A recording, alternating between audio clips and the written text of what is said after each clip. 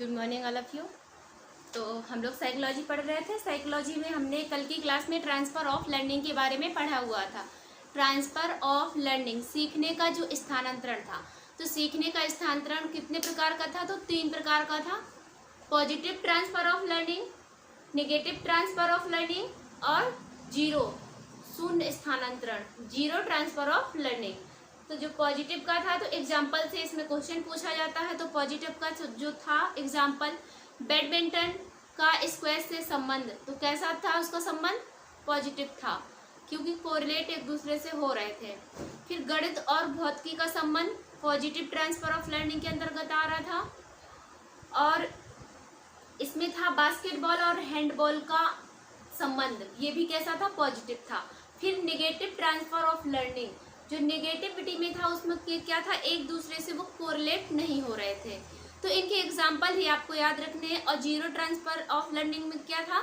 ना तो वो पॉजिटिव था और ना ही नेगेटिव था, उसका दोनों का अलग ही था। जैसे तैराकी था और टेबल टेनिस लगा लिया, ये दोनों अलग थे। तो उससे फिर हम आगे देखेंगे आज प्रशिक्षण स्थानांतरण के सिद्धांत, जो इसके प्रिंसिपल हैं। ट्रांसफर ऑफ लर्निंग के जो प्रिंसिपल हैं तो उन्हीं के बारे में हम देखेंगे। पहला है औपचारिक मानसिक अनुशासन का सिद्धांत। ये किसने दिया है? यही एग्जाम में पूछा जाता है कि ये जो प्रिंसिपल हैं किसके अनुसार ये दिए गए हैं, किस मनोवैज्ञानिक ने इनको दिया है। तो वही पहला है औपचारिक मानसिक अनुशासन का सिद्धांत। तो ये किसने दिया है? गेट्स ने दिया है। किसने दिया है? ये गेट्स ने दिया है। आपको बस ऐसे जानते रहना है कि ये प्रिंसिपल किसके अनुसार है, किसने दिया है, बस इतना ही आता है। फिर दूसरा है समान तत्वों का सिद्धांत। समान तत्वों का सिद्धांत जो दिया है वो किसने दिया है? थॉर्नडाइक ने। किसने दिया है? ये थॉर्नडाइक ने दिया है। थॉर्नडाइक, साइकोलॉजी पे थॉर्नडाइक ने बहुत काम किया है। Trial and error theory, learning के जो लॉ हैं, ये सब किसने दी है? थॉर्नडाइक ने तो दिए हैं। तो थॉर्नडाइक का साइकोलॉजी में बहुत जगह वो है, हर चीज में ज्यादातर थॉर्नडाइक ही है। तो समान तत्वों का सिद्धांत थॉर्नडाइक। फिर अगला है सामान्यकरण का सिद्धांत। सामान्यकरण का सिद्धांत दिया है चार्ल्स वुड। चार्ल्स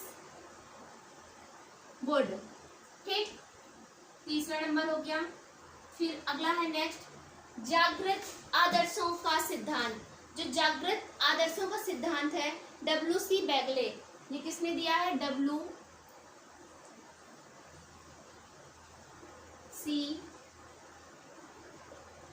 बैगले, ठीक। पहला औपचारिक मानसिक अनुशासन का सिद्धांत गेट्स, समान तत्वों का सिद्धांत थॉर्नडाइक, सामान्यकरण का सिद्धांत चार्ल्स वुड, जागृत आदर्शों का सिद्धांत W.C. बैगले। फिर है द्विकारक का सिद्धांत।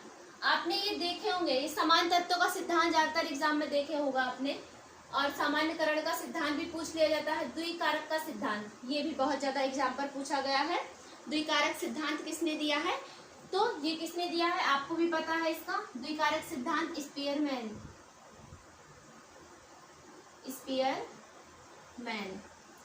फिर अगला है समान एवं विशिष्ट का सिद्धांत, जनरल एवं स्पेसिफिक। सामान्य एवं विशिष्ट का सिद्धांत किसने दिया है? ये भी किसने दिया है? स्पीयरमैन ने। ये तीनों नीचे के जो हैं वो सब किसके हैं? स्पीयरमैन के हैं। किसने दिया है? ये स्पीयरमैन।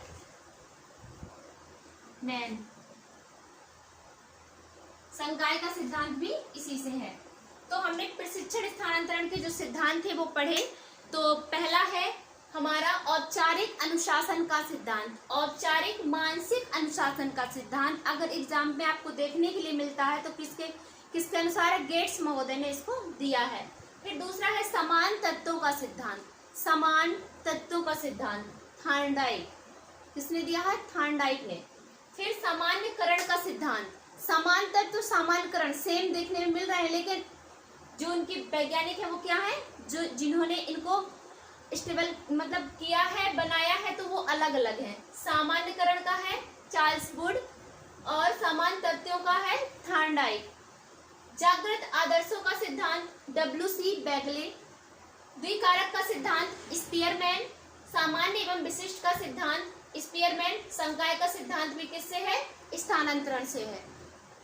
अब इसके जो क्वेश्चन बने हैं, जो क्वेश्चन ज्यादातर मतलब पूछे जाते हैं, तो मोस्ट क्वेश्चनों को देख लेंगे। इसके बाद हम देखेंगे पर्सनालिटी टॉपिक अगला पढ़ाया जाएगा। पर्सनालिटी मतलब व्यक्तित्व, वो पढ़ाया जाएगा आपको। इसके जो इम्पोर्टेंट क्वेश्चन है वो देख लेते हैं।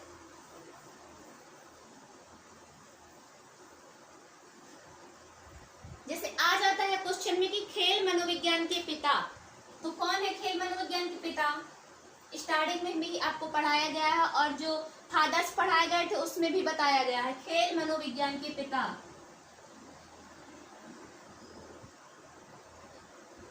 विज्ञान के पितामह कौन है? Coleman Griffith.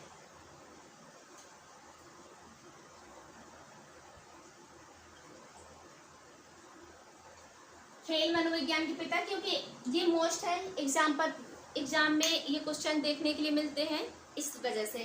तो फिर है दूसरा मनोविज्ञान के पिता। खेल मनोविज्ञान के पिता हो गए। फिर मनोविज्ञान के पिता ये हर एग्जाम पे आपको पूछा जाएगा। फादर ऑफ साइकोलॉजी पिता कौन है? William wolf.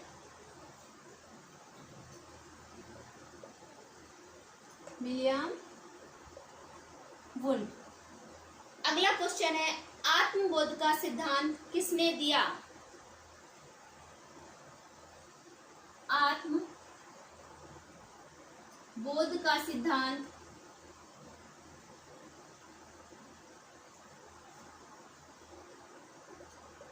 किसने दिया? तो आत्मबोध का सिद्धांत है अब्राहम मास्लो। किसने दिया है? Abraham Maslow. इसी को हम आत्मबोध का सिद्धांत को कहते हैं सेल्फ एक्चुअलाइजेशन थ्योरी। फिर अगला क्वेश्चन है क्रिया प्रसूत का सिद्धांत। ये एग्जाम पे बहुत पूछा जाता है। क्रिया प्रसूत का सिद्धांत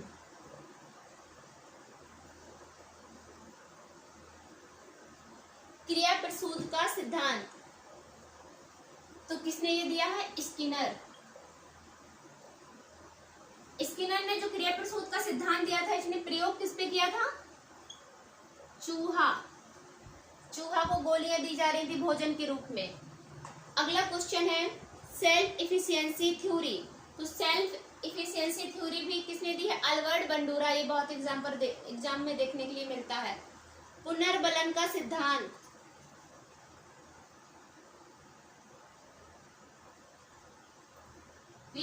स्पोर्टमैन थ्योरी। पुनर्बलन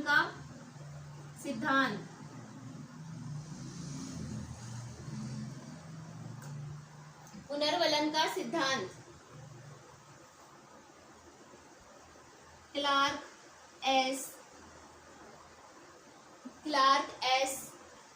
हल और स्किनर।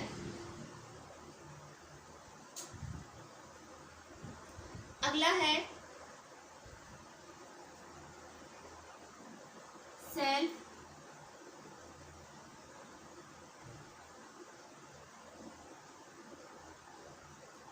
इफिशियंसी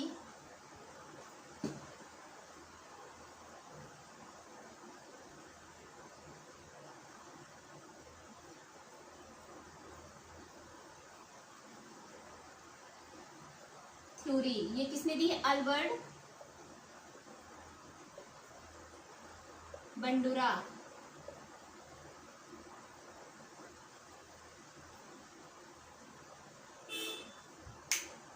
तो ये मोस्ट क्वेश्चन है आपके।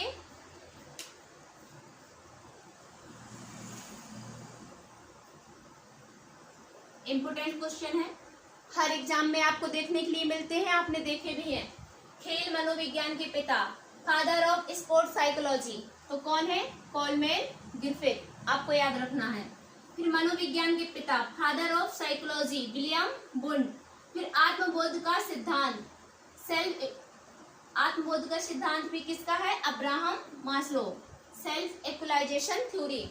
क्रिया प्रशोध का सिद्धांत किसका है? स्किनर। स्किनर ने प्रयोग किस पे किया? तो चूहा, क्योंकि उसको एक छोटी छोटी गोलियां भोजन के रूप पर दी जा रही थी। पुनर्वलन का सिद्धांत, reinforcement theory.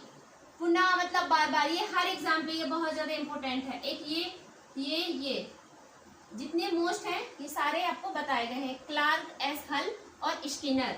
Self efficiency theory Albert Bandura के अनुसार है। ये सारे के सारे इंपॉर्टेंट हैं, आपको लर्न कर लेना है, याद कर लेना है। अब जो अगला हमारा टॉपिक रहेगा आज का, पर्सनालिटी। पर्सनालिटी क्या होता है? हम लोग ज्यादातर पर्सनालिटी क्या है, व्यक्ति को देख करके उसका जो बाहरी आकर्षण है, उसका रंग रूप, चेहरा बनावट, ये सब देख करके क्या है, हम कहते हैं इसका पर्सनालिटी बहुत अच्छा है। तो ये पर्सनालिटी नहीं होता है। ये पर्सनालिटी शब्द जो है वो कहाँ से लिया गया है, किस भाषा से लिया गया है, ये सब के बारे में हम पढ़ेंगे।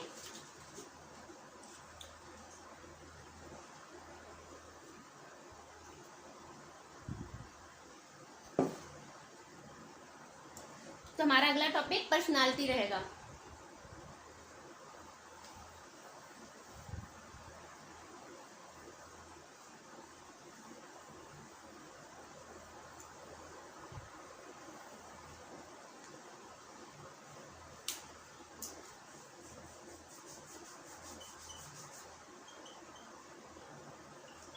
पर्सनालिटी व्यक्तित्व।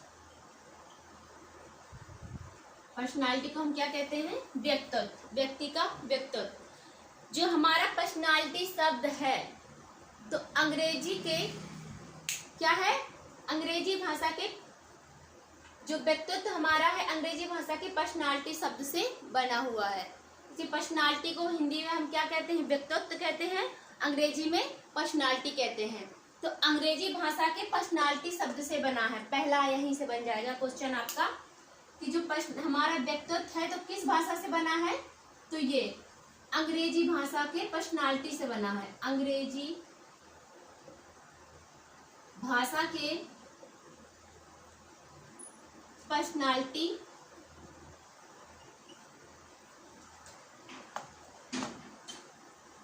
पर्सनालिटी शब्द से बना हुआ है। पहला क्वेश्चन है आपका, जो मोस्ट है उतना ही पढ़ेंगे, थ्योरी लिखने की बहुत ज्यादा जरूरत ही नहीं है, एकदम पॉइंट वाइज हम लेकर चलेंगे। जो पर्सनालिटी है, पर्सनालिटी को हिंदी में हम क्या कहते हैं? व्यक्तित्व कहते हैं। जो व्यक्तित्व है तो अंग्रेजी भाषा के पर्सनालिटी शब्द का क्या है? वही हिंदी रूपांतरण है। अंग्रेजी भाषा के पर्सनालिटी शब्द से बना हुआ है, या आप कोष्टक में आपको लिख ले, हिंदी रूपांतरण है।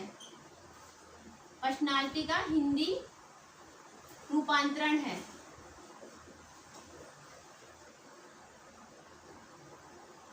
ठीक, पहला क्वेश्चन आपका यहां से निकल कर आ गया। फिर दूसरा है, जो पर्सनालिटी है, अब पर्सनालिटी लैटिन भाषा के पर्सोना शब्द से बना है। अब ये जो पर्सनालिटी है तो ये किस भाषा का है?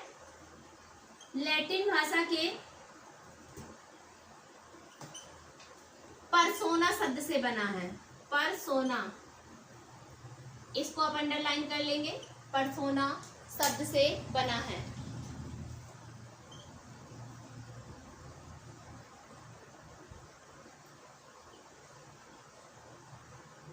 ठीक, पहले इसका ही पढ़ ले, फिर देखते हैं पर्सनालिटी जो है उसके बारे में बताया जाए आपको। अब जो पर्सोना है ये एग्जाम पर पूछा जाता है, इसको हमने डिब्बे पे बंद कर दिया। अब इस पर्सोना का क्या अर्थ होता है? अब पर्सोना का क्या अर्थ होता है? कृत्रिम चेहरा या मुखौटा। क्या होता है इसका अर्थ? कृत्रिम चेहरा या मुखौटा। ठीक, अब आपको समझ में आ गया यहां तक? या हम क्या कहेंगे? नकाब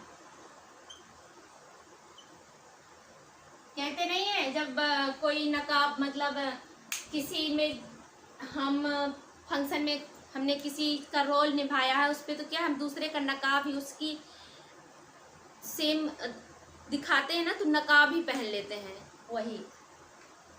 फिर हम अब देखेंगे पर्सनालिटी। तो पर्सनालिटी आप क्या कहेंगे हिंदी में? व्यक्तित्व।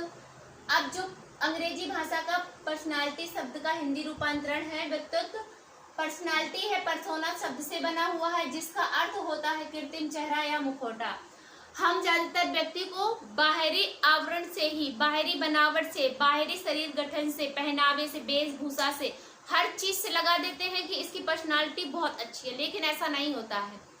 हमें व्यक्ति की पर्सनालिटी मतलब बनावट देखने के साथ साथ उसका बिहेवियर कैसा है, उसके बात करने का तरीका कैसा, उसके नेचर कैसा है, इन सब चीजों के बाद अगर वो आंतरिक और बाहरी दोनों रूप से अच्छा है तभी उसकी पर्सनालिटी अच्छी है। क्योंकि बाहर नकाब तो कोई भी पहन सकता है, हम कहीं पे रामलीला में भी रोल करने जाएंगे तो क्या है, नकाब कृत्रिम चेहरा मुखौटा ही पहनते हैं ना, उसी के अकॉर्डिंग हम उस प्रस्तुत करते हैं ना क्रिया को। तो हमें व्यक्तित्व आंतरिक और बाहरी दोनों गुणों को ही उसको देख करके पर्सनालिटी का अंदाजा लगाते हैं। फिर हम इसी में जो डिफिनेशन दी गई है पर्सनालिटी की, बहुत लोगों ने अपनी अपनी मतलब बातें कही हैं, तो हम डिफिनेशन पढ़ेंगे। Definition of personality. तो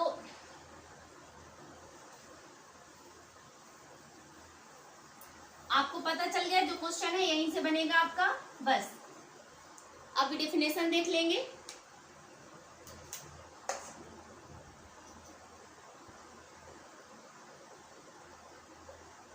डिफिनेशन ऑफ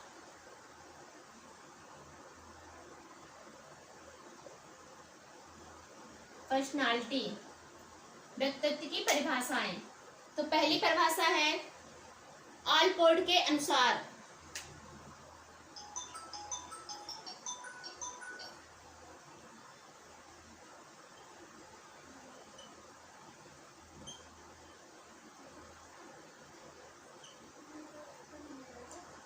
व्यक्ति के सौंदर्य गुण ही पर्सनालिटी के अंतर्गत होते हैं।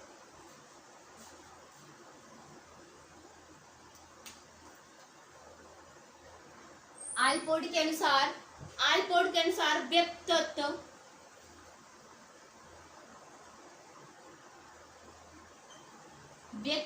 उन मनोदैहिक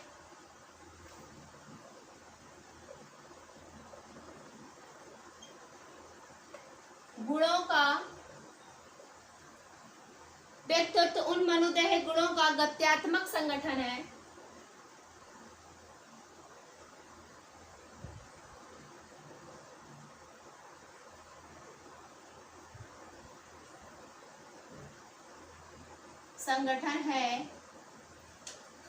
व्यक्तित्व मनोदैहिक गुणों का, व्यक्तित्व उन मनोदैहिक गुणों का गत्यात्मक संगठन है जो पर्यावरण के साथ, जो पर्यावरण के साथ क्या करते हैं, सामंजस्य बिठाते हैं, सामंजस्य स्थापित करते हैं। पहली परिभाषा किसके अनुसार है? ऑलपोर्ट के अनुसार। तो आपको इसमें सिर्फ एक एक डिफिनेशन में वर्ड पकड़ना है, आपको पूरी डिफिनेशन रटने की कोई जरूरत नहीं है। आता है कि ऑलपोर्ट के अनुसार आएगा तो हमको पहचानना कैसे कि कौन सी ऑलपोर्ट की परिभाषा है, किसने डिफिनेशन कौन सी ऑलपोर्ट ने दी है। तो आपको व्यक्तित्व उन, क्योंकि व्यक्तित्व तो दिया रहेगा,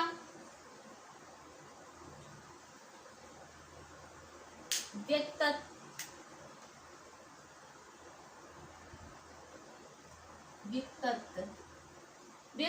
उन, व्यक्तित्व से आप पहचान लेंगे कि किसकी डिफिनेशन है, पर्सनालिटी की है। तो आपको मनोदैहिक गुणों का कैसा संगठन है, तो गत्यात्मक संगठन है। बस मनोदैहिक गुण ही आपको इसमें वो करने हैं, गत्यात्मक, बस मनोदैहिक गुणों का गत्यात्मक संगठन है।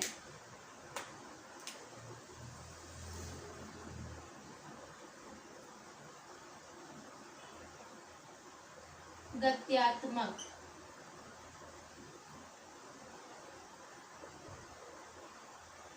संगठन है। व्यक्तित्व उन मनोदैहिक गुणों का कैसा गत्यात्मक संगठन है जो पर्यावरण के साथ सामंजस्य बिठाते हैं। क्या करते हैं? सामंजस्य बिठाते हैं। आपको बस इसमें सिर्फ इतनी ही लाइन याद रखनी है, मनोदैहिक गुण और गत्यात्मक। गत्यात्मक का मतलब क्या होता है? गतिशील। गत्यात्मक को ही हम मोटर कहते हैं ना, मोटर लर्निंग, तो उसे गत्यात्मक सीखना कहते हैं। गतिशील गुण होते हैं इसके। क्या होते हैं? गतिशील गुण। गत्यात्मक का क्या हो जाएगा? गतिशील गुण। क्योंकि मोटर का क्या होता है? मोटर को हम हिंदी में क्या कहते हैं? गत्यात्मक सीखना। मोटर लर्निंग को गत्यात्मक सीखना। तो इसमें क्या हो जाएगा? गतिशील गुण उसके। तो ऑलपोर्ट के अनुसार जो डेफिनेशन है, व्यक्तित्व उन मनोदैहिक गुणों का गत्यात्मक संगठन है जो पर्यावरण के साथ सामंजस्य बिठाता है। तो आपको सिर्फ इतना वर्ड याद रखना है। फिर हम दूसरी डेफिनेशन देखेंगे, जो दूसरी है मन के अनुसार। मन के अनुसार, मन के अनुसार, इन्वर्टेड कॉमा कर लेंगे आप डेफिनेशन में।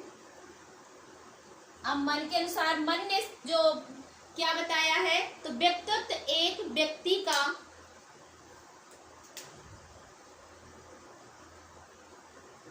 व्यक्तित्व एक व्यक्ति का व्यक्तित्व एक व्यक्ति संगठन व्यवहार संगठन व्यवहार तरीकों रुचियों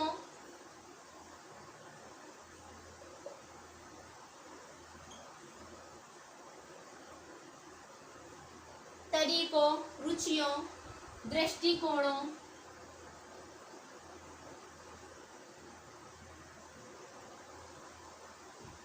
क्षमताओं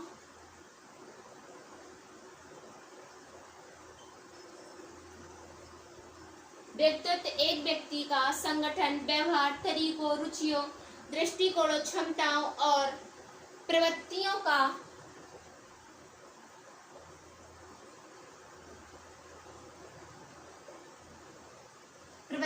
क्या है? विशिष्ट संगठन है। प्रवृत्तियों का विशिष्ट संगठन है।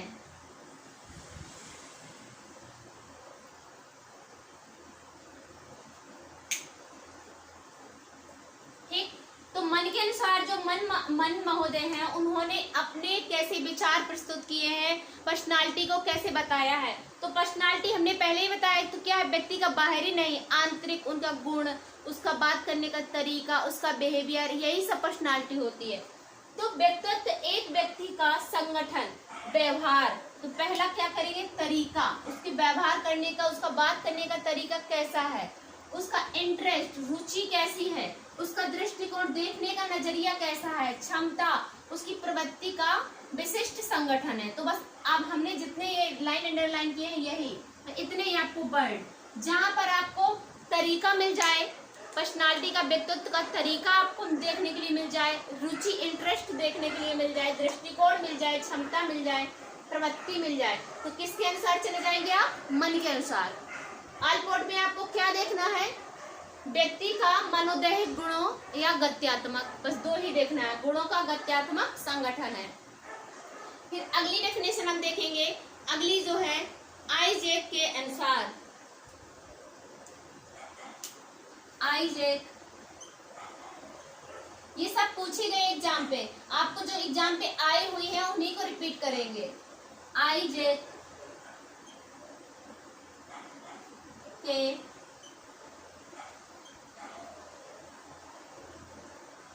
के अनुसार, आइजैक ने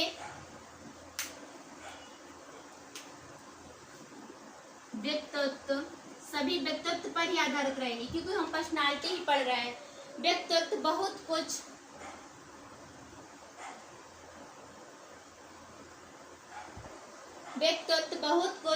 व्यक्ति के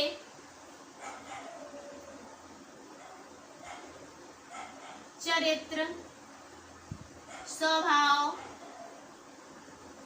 सब व्यक्ति के गुणों पर ही आधारित रहेगा सभी डेफिनेशन में। बुद्धि तथा शारीरिक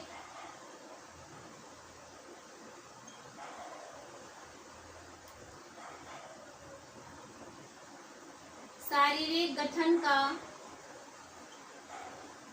स्थायी व स्थिर संगठन है।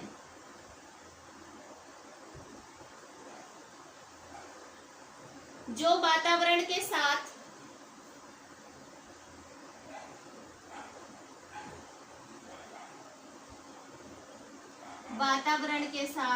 क्या बैठाएगा? वातावरण के साथ उनके विशिष्ट का निर्धारण करता है।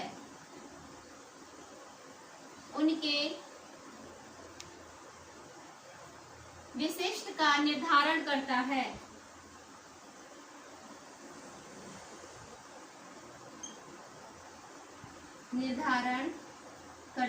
तो ये किसके अनुसार हो गई? आइजैक के अनुसार। तो आइजैक ने जो अपनी परिभाषा में बताया है कि व्यक्तित्व बहुत कुछ व्यक्ति का क्या देखेंगे? चरित्र, स्वभाव, उसकी इंटेलिजेंस, बुद्धि, बस शारीरिक गठन का स्थायी व स्थिर संगठन है।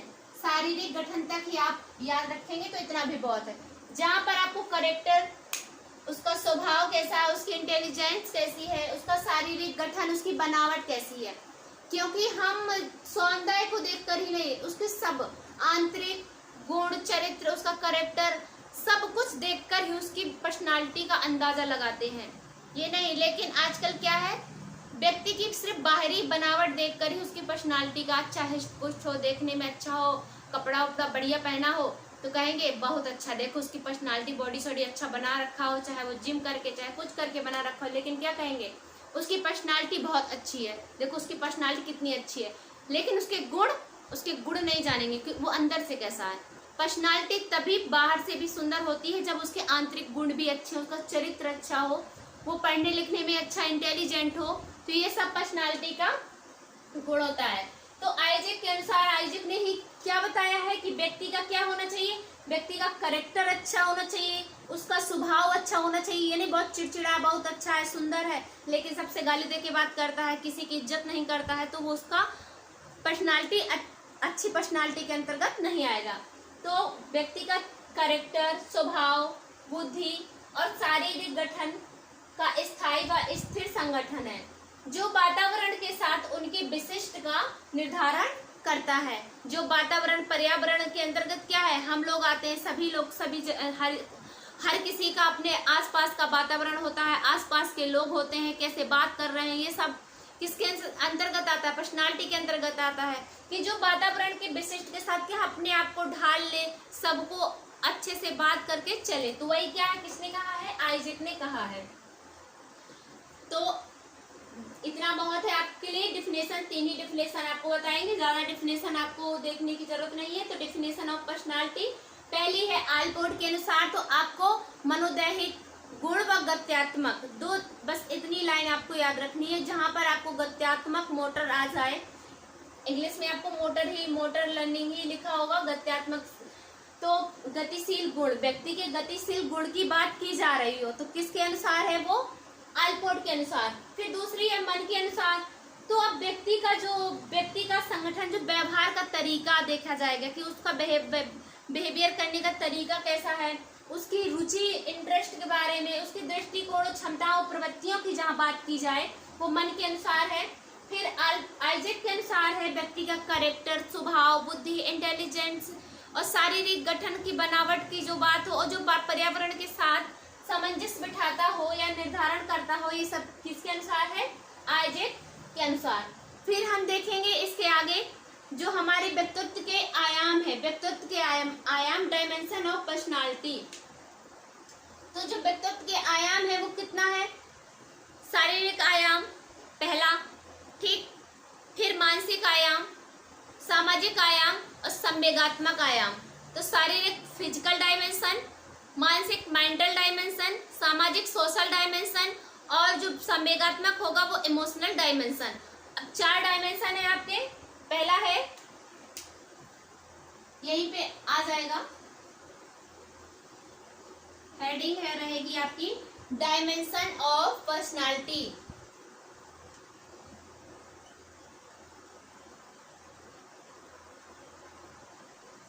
डायमेंशन ऑफ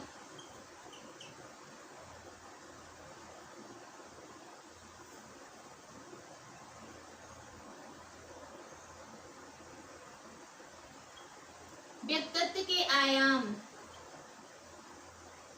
व्यक्तित्व के आयाम,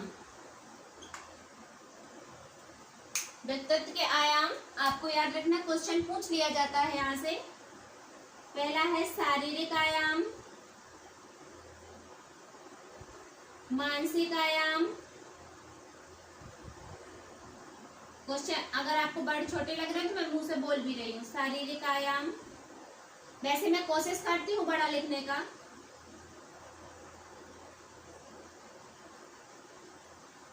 इसको कहेंगे फिजिकल डायमेंशन, फिजिकल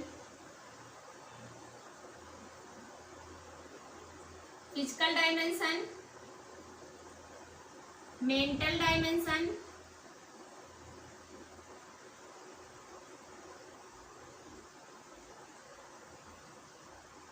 नंबर 1 है ये नंबर 2 है, नंबर 3 आप यहाँ पे लिख लेंगे।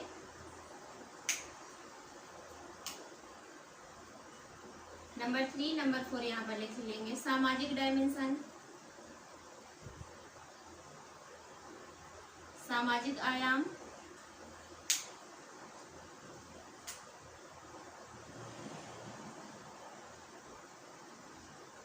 संवेगात्मक आयाम।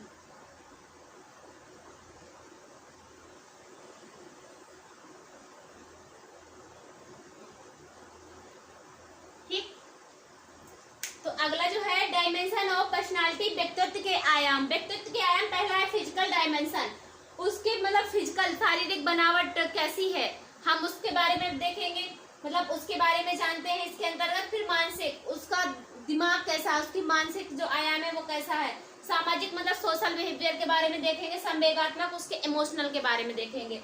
तो आपको बस डायमेंशन आपको याद रखना है, शारीरिक आयाम, मानसिक आयाम, सामाजिक आयाम और संवेगात्मक आयाम। फिर आज के लिए इतना ही। फिर हम नेक्स्ट क्लास में जो देखेंगे टाइप्स ऑफ पर्सनालिटी, व्यक्तित्व के प्रकार कि व्यक्तित्व को कितने भागों में बांटा गया है, type A, type B, type C, ऐसे मतलब बांटा गया है व्यक्तित्व को। इसके बारे में कल की क्लास में देखेंगे।